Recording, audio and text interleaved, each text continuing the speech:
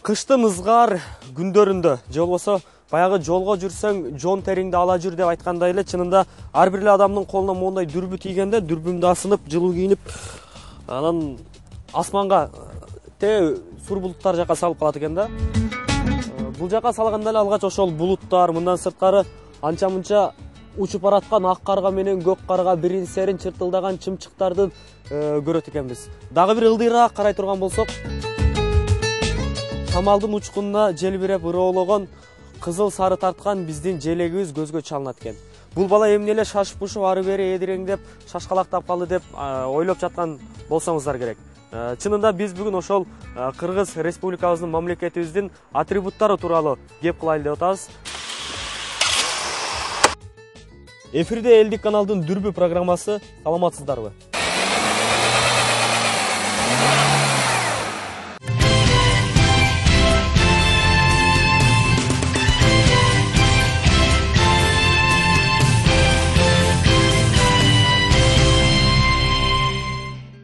Кыргыз Республикасынын мамлекеттик желеги кызыл түстө, анын ортосуна алтын түстөгү бирдей өлчөмдө 40 нурлуу болуп, чачыраган күнгө окшош тегерек жайгаштырылган. Күндөй төгөрөктүн ичинде кыргыз боз үйүнүн түндүгү кызыл түстө берилген. Мамлекеттик туу 1992 жылы 3 мартта республиканын Жогорку кеңеши тарабынан бекитилген.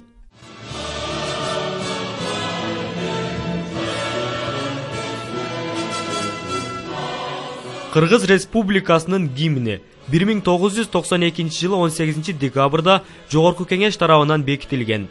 Байыркы кыргыздарда гимндин милдетин ураан аткарып келген. Мисалы, Манас эпосунда жоокерлер Манас Манас деп ураан чакырган. Бул кыргыз элин биримдикке үндөгөн. Кыргызстандын мамлекеттик символдору кыргыз элинин кылым карыткан тарыхынан кабар берет. Аларда кыргыз элинин муундан муунга өтүп келген улуу руху, бекем биримдиги, күчтүү эрки чагылдырылган.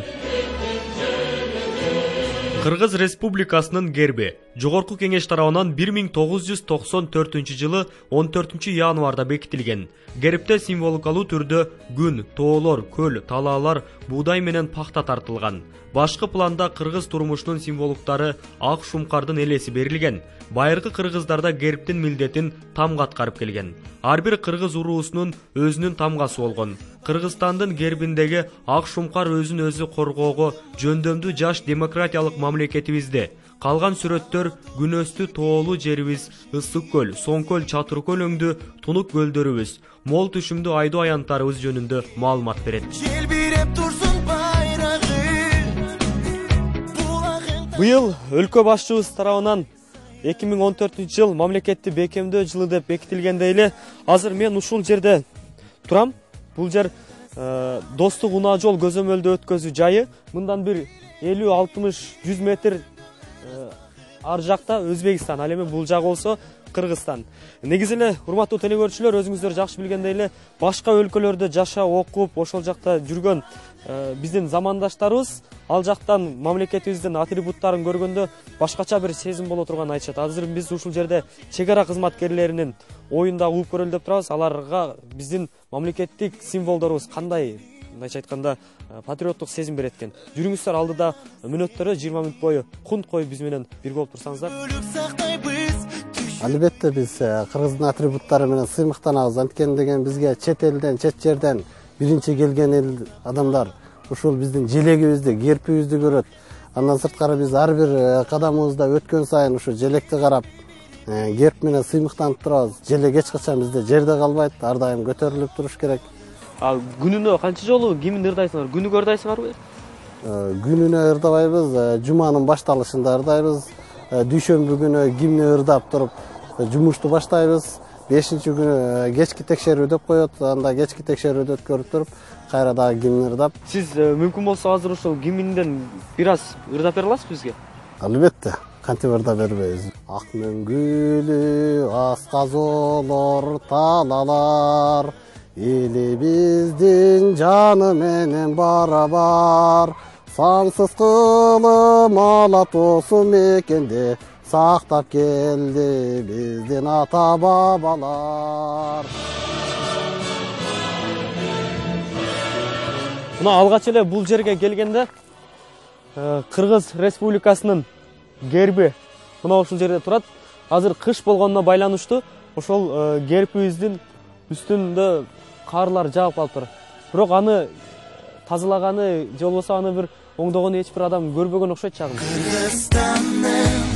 Менин жанымда турган Дастан мырза башка чет өлкөлөрдө аябаганда ошол жакта көп жүрүп, ошол сырт жакта жүргөндө мамлекетибиздин атрибуттары, мисалы үчүн желегибизди, гербибизди киминди мүмкүн угуп калаттырсыздар, кандай бир сезимдер болот? Негизи Кыргызстанда жүргөндө аябай мындай көргөндө, мисалы желегибизди болсун, туубузду болсун, гербибизди болсун көргөндө анчалык эле маани бербешибиз мүмкүн да. А бирок деген сен сыртта жүрүп, Кыргызстанды, элди, жерди сагынып жүргөн убагыңда көрсөң, аябай көзүңдөн жаш чыгара турган, ол мындай чыныгы Кыргызстанды сагынганыңды ошолор аркылуу сезесиң да. Негизи бизде мындай бир окуя болгон. Мен деген Москвада окуп жүргөн убагымда бир Кыргызстандын чыгаан жигиттери деп айтсак болот да, аларды байкелер, эжелер өздөрүнчө биримдик биригип уюм кылыптыр. Уюм ачышыптыр дагы. Ал жака деген офистерге Кыргызстандын чоң кылып желегини, гербтерини жасап, Кыргызстан мисалы Манастын, Ханикейдин сүрөттөрүнү илип кирсең, Кыргызстандын бир атмосфера бар да, Кыргызстандагыдай. Кыргызстанда жүргөндөй өзүңдү сезесиң да. Эми келиңиздер, биз сырт жакты мында коюп эле өзүбүздүн ушул Кыргызстаныбызда жашаган замандаштарыбыздын мамлекеттик символдорго болгон патриоттук духун дейбизби, патриоттук сезимдерин байкап көрөлү. Биз атрибуттарды илип, ал менен сыймыктанышыбыз керек да. А бүгүн биз аны эмнеге илип калдык?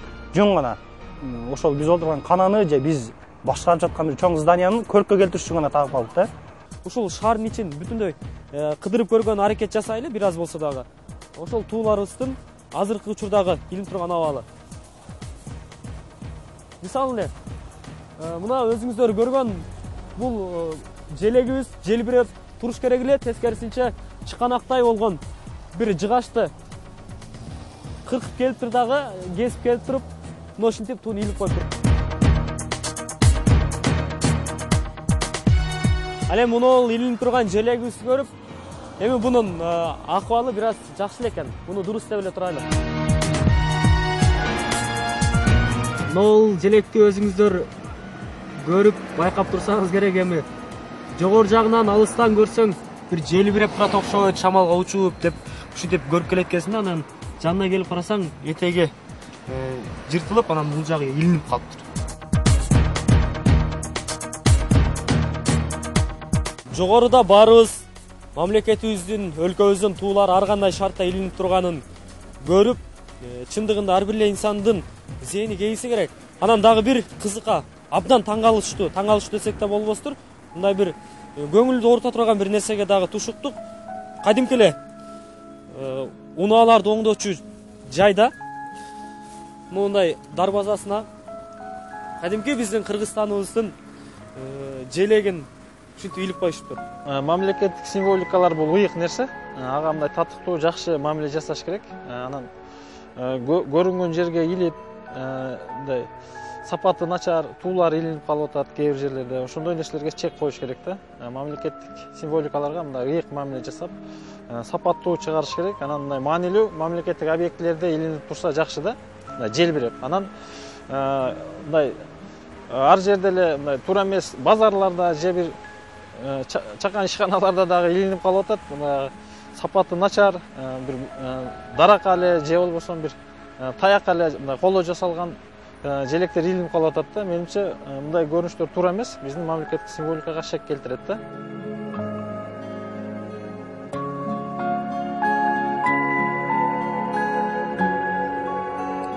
Азыр мен дал ушул Ош мамлекеттик университетинин факультетинин дагы бир жанында турам. Албетте бул жердеги имараттын эң чокусунда биздин желбиреп шамалга ыроолонуп турган туубуздун, желегибиздин чок ортосунун жанынан түндүктүн бир бурчунан тешилип калган бул дүрбүнүн көзү көрүп турат. Биз эми ушул окуу жайдагы башкармалыктан дейбизби, айтор ушул жердеги мугалимдерден сурап көрөбүз жогоруда көргөн туу боюнча.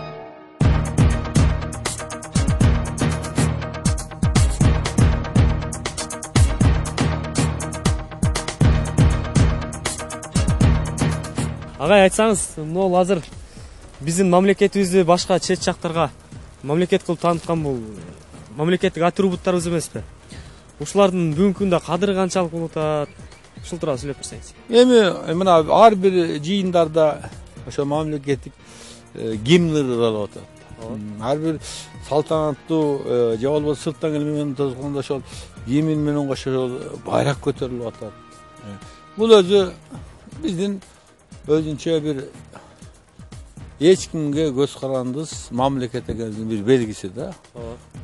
Демек ушул ынтылганда мамлекеттик гимнди билүү, аны аткарганда сый менен мамиле кылуу.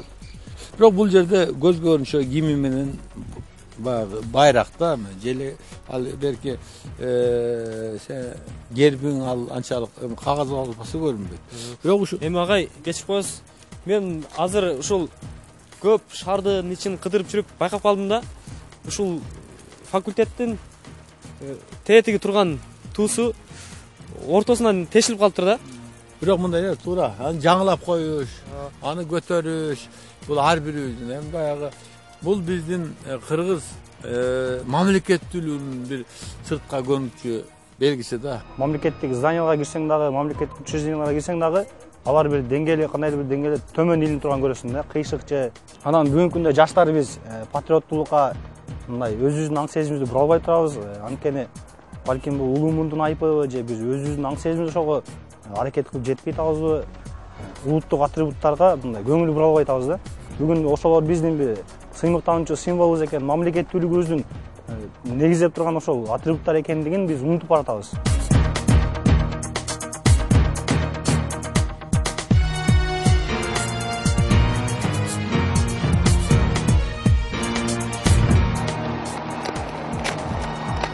Азыр мен бул биз көрүп турган имарат Кыргыз Республикасынын өкмөтүнүн Ош облусундагы ыйгарым укуктуу өкүлүнүн аппараты. Мына ушунун үстүндөгү эң биздин желбиреп турган байрагыбыз, болбосо желегибиз.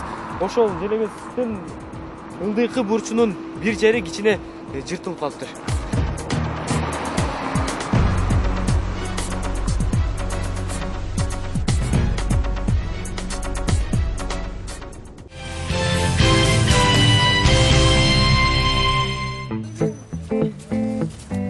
Дал ушундай азыр ары бери шашып, машиненин зуулдагандай, шамалдын ыргагындай болгон турмуштун арабасында тартып көрөк аттын айынан бир мынол ишти кылышпайчы дегенге эмес, мынол суроого жооп берип койчу дегенге убактысы жок болгон биздин замандаштарыбыздан бул биздин мамлекеттик символдорубуз болгон герб менен туубуздун качан бекитилгендигин сурабастан болгону мунун ичиндеги могул нерселер кандай эмнени түшүндүрөт деген суроо менен кайрылалы деп турабыз. Чогуу жүрүңүздөр.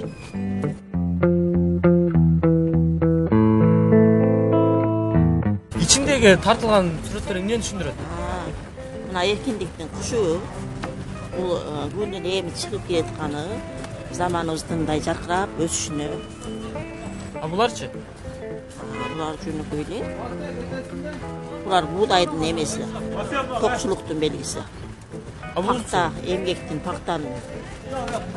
Бул качан кабыл алынган дейсиз? Буну түшүндүрүп берсеңиз. Байрагыбыз. Биздин герб. Саламатсызбы? Сиз айтсаңыз, буну колуңузга кармасаңыз? Мен күнүн историясын билет элем, тетрадка жазган элем да. Саламатсызбы? Муну кармасаңыз колуңузга. Бул эмне деп ойлойсуз? Бул Кыргызстандын немеси го дейм. Эмнеси? Желег эмес, бул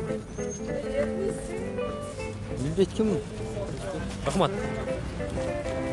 Мына ушундай урматтуу телекөрүүчүлөр. Саламатсызбы чоңуз? Муну карасаңыз колуңузга. Бул эмне?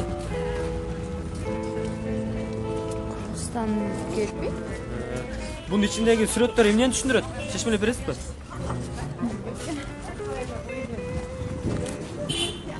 Саламатсызбы же? 1 мүнөткө мүмкүнбү сизде? Колуңузга кармасаңыз муну. Бул колуңузга кармап турган эмне деп ойлойсуз? Бул кыргыз туусу да. Кыргыздардын герби. Герби, булчу? Бул байрагы желеги. Эми ичиндеги сүрөттөр, тартылган сүрөттөр эмнени түшүндүрөт? Чечмелеп бериңчи бизге. Биздин небе ала тоо немеси, бүркүт немелери да эми. Бул чекесиндеги сүрөттөр. Чекедегиси эми кыргыздын оймо чемелери. Ушундай деп түшүнөсүз, а бунучу буну чечмелеңиз экенсиз. Болбу. Кыргызстандын мына кыргыздын немеси да энди кыргыз үйдүн төбөсү немелери.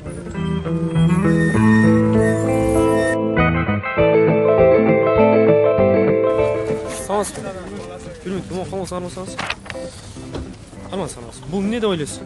Кыргызстандын герби. Бунун ичиндеги сүрөттөр эмнени түшүндүрөт? Чечмелеп бериңизчи. Кыргызстан бул куш эркин болот. Ал эми бул тоолор болсо Кыргызстан тоолуу жер, көл болсо суулуу жер, күн чыгып турган болсо Кыргызстан жарык жерdir. Азамат, бул бунуч Бул туу. ичиндеги Мен билишимче бул Манастын кыр чороосуна бул 40 желек турган. Ортосунда Кыргыздын боз үйүнүн түндүгү. Муну колуңуз кармасаңыз, бир колуңуз бош экен го. Эмне экен бул? Бул эмне? А? Бул эмне? Бул герби да.